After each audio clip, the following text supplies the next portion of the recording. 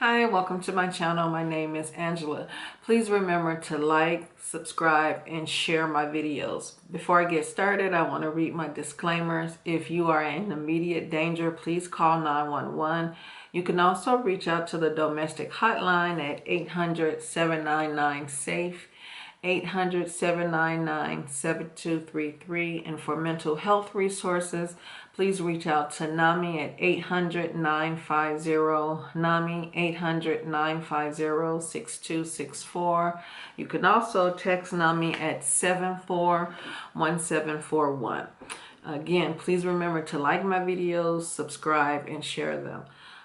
So today I want to share a story with you about my marriage. I was married and it didn't last. Recently got a divorce 2 years ago, and I just started to notice some of the traits that this person had, that it really fit the trait of a sociopath with narcissistic behavior. He was too good to be true. Like I said, we was married for a while. He was a charmer. He was the type of person that was a wonderful person. I started to notice that he was a bit controlling, and he was a liar. One of the best liars I've ever met. He would lie so to where it seemed like it was just true. I mean, his lies, he believed his lies, and he was always lying. So it got to the point where I couldn't take this relationship anymore. And the reason why is because he really started to come unglued. He started to come undone. He couldn't fake being in love. He couldn't fake having feelings for people. He just started to really come unglued. Everything that he did, it was like he had studied and rehearsed for it. So when it was time to present a type of person he was a great friend at sometimes, and he was a great grandfather to my grandkids. But all of this started to come unglued. It was like stress was on him to be something he wasn't. So he started to really come unglued. I'll never forget one time, we were sitting in the house, and I was in the kitchen doing something, and he was sitting on the couch, and he was looking at his phone, and he was laughing, and I just assumed he was watching some kind of funny video. But he was laughing. He had his headphones in his ears, and he was laughing. And so I walked over. I said, I said, what you laughing at? And he said, oh, this video. And he said, you want to see? And I said, yeah. So he took the headphones out and he turned the volume up, and I'm looking at the video, and I see that they're in a foreign country, and this man is being beat with a cane, and he's just like, the person is just beating him for whatever crime or whatever he's done that is wrong. And then so I'm looking at it, and it's real graphic. And so I said, oh, why are you watching that? I said, what's so funny about that? And he made a joke. He said, every time he hit him, he said, it's like you could see the flesh jumping off of his skin. And I said, so what's so funny about that? And he said, I don't know, it's just so funny. I mean, and I said, I don't want to watch that. I said, that's kind of sick. And then so he watched it a little bit more, laughed a little bit more, and he said, it's just funny to see a grown man get beat with a cane. I said, well, it's not normal. I said, and why did you go looking for something like that on YouTube? And he said, well, it's just funny, and he couldn't explain, but it was so funny to him. So that was another thing that just made me think, who watches something like that and then just laugh about it? So other things I started to notice, he would start to really make fun of the homeless people. It just seemed like he had no empathy for people. And so I was getting upset, and I was telling him, the things that you're doing, I said, it's not right. I said, and you should be more mindful. I said, because that could be your situation at any time. And then he was like, I didn't mean it. And it was always, he had this odd sense of joking with people. And this is the same one. If you remember earlier in one of my videos, I mentioned how this person was grabbing off of somebody's plate. Well, this is the one. We had family members over, his daughter to be exact, and she was visiting for the holidays. And we had decided to make a family breakfast. And so everybody was down there, and we had it like a buffet style. So everybody was going to fix their own place and walk around, and we all sit down. So it was really nice until she walked past him. He stuck his hand in her plate. She's about 28 at the time. He stuck his hand in her plate, and he grabbed her food and started eating on it. And then she said, well, why did you do that? Now, mind you, their relationship was never the best. And he just started laughing. He said, I was just being funny. He said, oh, there's plenty of food. You don't have to worry about it. And he said, oh, did I hurt your feelings? And let me give you another piece. It was such a turn off, and it was such a incident that just kind of dampened the mood of everybody. We just looked, and I said, why did you do that? And he said, I was just playing. And he said, she's so sensitive, and I started to look at the things that he was doing. So now I'm just really keeping a mental note of the things and his behavior. So I started to not want to be around this person. Now we're starting to argue about everything. He's making it seem like I'm doing something when I'm not. I mean, he was just delusional. So the argument kept going on. So I decided, if we're going to be in this relationship, we need to seek counseling. He refused, and he did not want to do that. When we ended up going to counseling, he was always in agreement. He said what the counselor wanted him, what he thought she wanted him to say. He would always say that he would admit to things that I pointed out, and he would say that, yeah, he understands that he was wrong and he's trying to work on it. And then he will point out some things about me, and of course I understood it. And he would always say, but it's not that serious. She's a really wonderful person. And he would give me praises about how glad he was to be married to me. But what I noticed is every time we went to counseling, it was always the perfect session. Nothing ever would ever go, off to the left, except the last time we went to counseling. And by this point, I started to see that there's nothing about him that's going to ever be right. So my last attempt was to go to another counselor. He didn't like the first one, so he changed, and we went to this one. And she started to point out some things about him. And she started to agree with some of the things that I had pointed out to her. So he immediately got on the defense and said that she was taking my side. And so she had to, explain to him that she's not taking sides, but she's seeing what I'm saying, and that, these are some things we could work on together. That didn't work. We saw her, I think, twice, and he was done with it. So then it left us to try to work on the relationship ourselves. So I figured, well, I'm married now, so I'm obligated to try to make this work. Things were getting worse by the moment. He was coming unglued, literally. He wasn't as charming as he used to be. He was really moody. He didn't want to be around people. And he was antisocial, He only wanted to be around me. And when he had to be around others, it was him putting on a fake face. So we started to fight a lot. And I just decided I can't live the rest of my life in a relationship where I'm always on this roller coaster. I don't know if today you're going to be happy, or if you're going to wake up with a mood, or how it's going to go. It was like walking on eggshells. So my last ditch effort to keep this relationship intact, I thought that, let's take a trip, and it was in September. We had planned on taking a family trip. with the grands and the kids. And not everyone could make it, but most of us, we made it. It was two of my kids and my grands. We made the trip, and we all decided to cut the costs in half on, the lodging and the food and things of that nature and the driving. So he drove first. The consensus was when we got to the rest stop, when it was time to do the rest stop, somebody else would take over driving.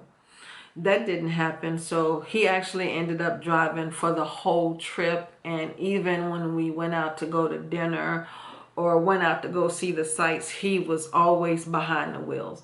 During the trip, he was hot and cold. Sometimes it was real good, and other times he was sitting off to the distance and just like staring into space, not wanting to be around people, and snapping at me when we did have conversations. So the trip was not a complete loss, but it was weird, to say the least. So when we get back from the trip, we drop everybody off. So now it's time for us to take the rental car back. So I decided to drive my car and follow behind him. He's driving in a really high speed, and we're not rushing, so we're not going to be late. We had a certain time to turn the car back in, but he's driving really fast. So I get there maybe about 10 minutes after he's already made it there, and he's now waiting for me. So he comes to the car, and he said he comes to the driver's side, and I said, "Oh, I got it, I'll drive."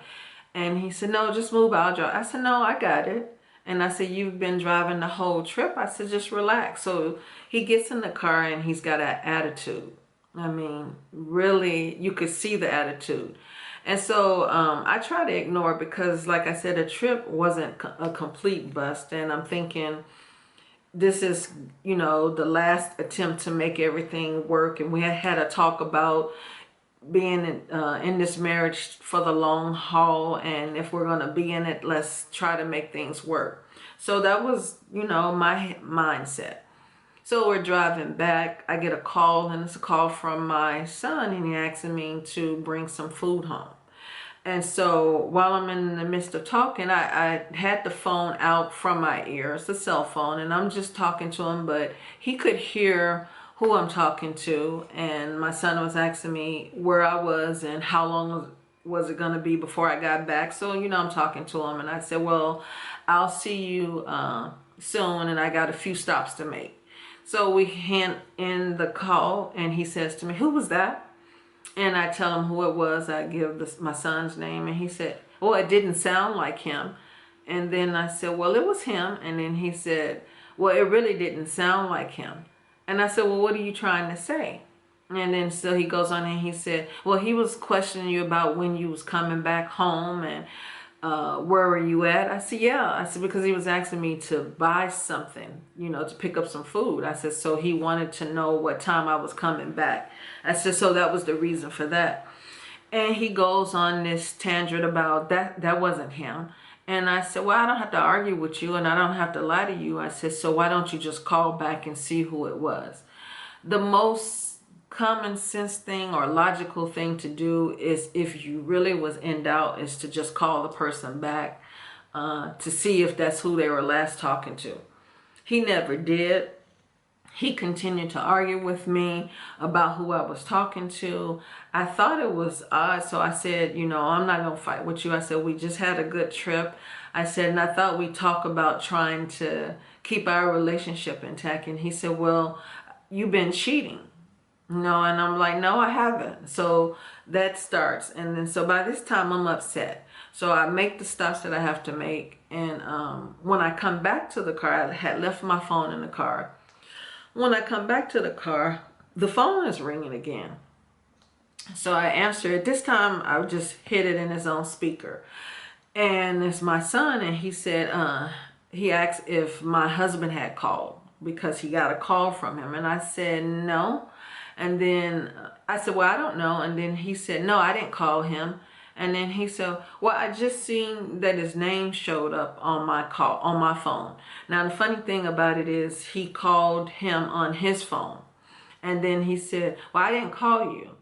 And then so my son said, okay, well, I'll see you guys when you get home.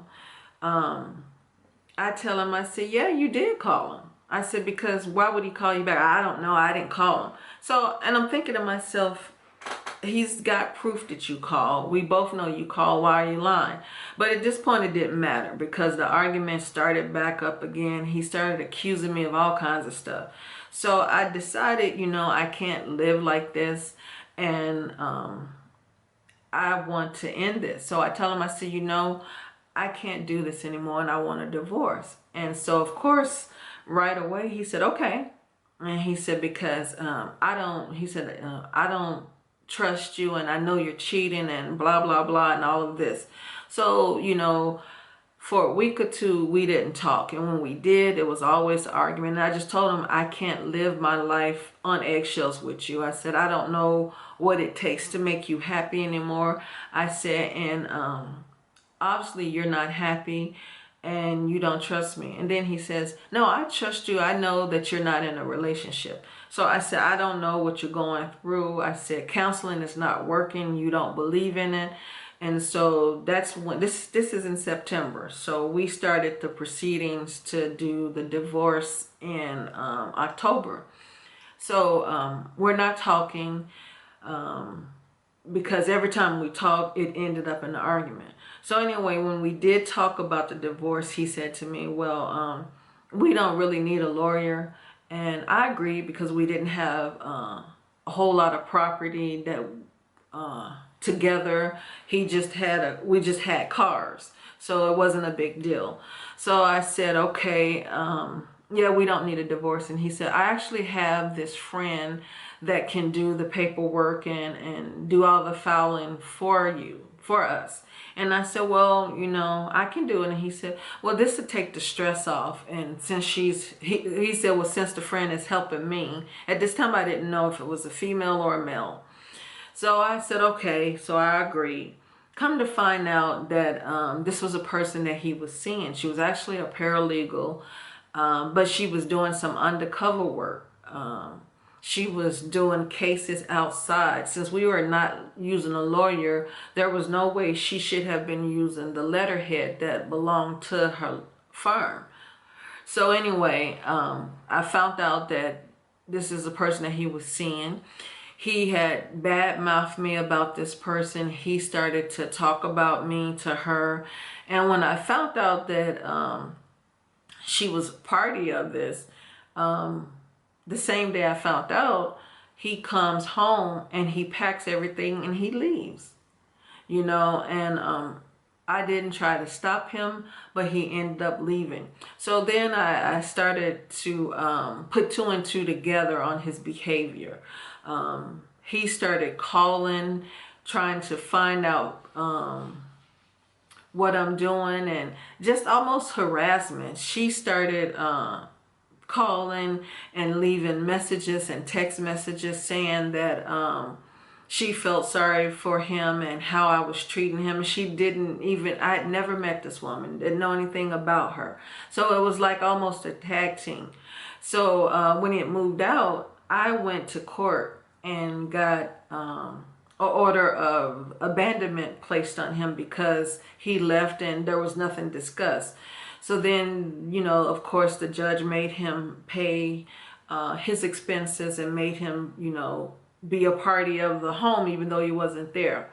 So things were split evenly. He paid for the lease and I paid all the rest of the bills the way it was when we were together. Excuse me. And so this, while he's out of the house, he was calling, trying to start stuff. This is where the narcissist kicks in. He started bad-mouthing me, making it seem like I was the reason that everything fell apart and how awful I was to him. And this person was on the bandwagon. She didn't know anything and she believed everything he said. So what I did, because by now I started to realize that everything about this person was fake, I stopped talking to him. I made sure that I had little or no communication with him until we actually had to go to court. I had to follow up with all the orders that he was sending out. I mean, there was lies on top of lies. Of course, I had to dispute that, but I stopped talking to him. I stopped texting him. We had no children in common. We had no real property that was going to be a hassle to get out of. So there was no need for me to talk to him. So it was that. This is how you get rid of a sociopath and a narcissist. You just stop dealing with them. So I stopped doing that. He didn't know what was going on. He didn't know how to react to that. And so finally we got the divorce. And you could see that he felt defeated and had lost it. And it didn't stop there. He was still, after the divorce, indirectly making contact with me, you know, using people to contact me. But I just started ignoring it. I wasn't rude to the people because I don't think they knew they were being used. And if they did know, they thought they were doing it to try to get a good couple back together. But I didn't fall for any of his plans. I stayed true to myself, and I stayed away from him. I blocked him from everything. So I just want to say this. If you are in a relationship and you see these signs in a person from the beginning, don't ignore it. Go with what you see. Try to get out of it and stay safe. I hope this is helping someone. Please remember to like my videos and subscribe. Thank you for listening. Bye.